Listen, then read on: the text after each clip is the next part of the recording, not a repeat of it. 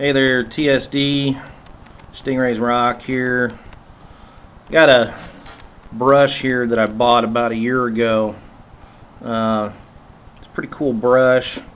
It's got a like a 26 millimeter TGN silver tip in it. It's really floppy. It's a major lather hog. And there hasn't been a day goes by that it hasn't lost a million hairs. Let's see if I can show you hairs here. And just, you can sit here and just pull hairs out of it all day long, and they come out on your face too when you're lathering, and it's really irritating. So what I'm gonna do is I gave it to Shauna a while back and she used it, but she decided she likes her Sabby Badger a lot, so she asked me to get a black Badger from TGN. So there's the black Badger. So what I'm gonna do is I'm gonna take and cut the knot off here. See if you can see that. Just right there. Just gonna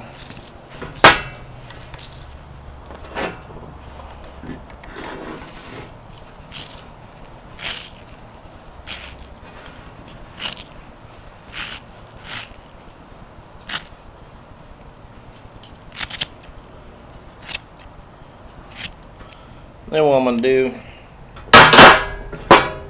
is I'm going to take my Dremel with just a regular drill bit in it. I'm going to drill down in there. I'm going to drill into the center of it, and I'm going to ream it out until I get all the knot out. So I'm going to do that, and then I'll come back and start recording again. Alright, so now we got the hole reamed out with just the drill bit, and what I'm going to do now is I'm going to take the grinding stone. Now that I've got a hole in there, and I'm going to stick the grinding stone on the Dremel, and I'm going to ream that hole out some more until I can get the sanding drum in there, and I'll finish it out with the sanding drum. So we'll be back to show that process. Alright, so now we've got the handle reamed out with the drill, and then we put the grinding stone cone on there. Now the hole's big enough to where I can get the sanding drum started in there. So we'll sand that out until we get the rest of the hair done, and then we'll clean it up a little bit, and then we'll set the loft, and we'll glue the knot in.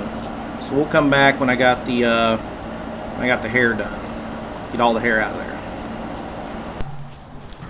Alright, so now we're back, and we've got all of the hair out.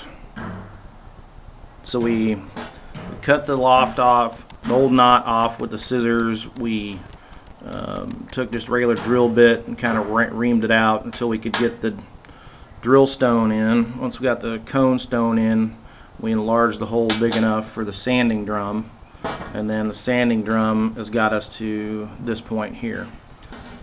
Now what's next is I've got to widen out the bore so that the knot will sit in there.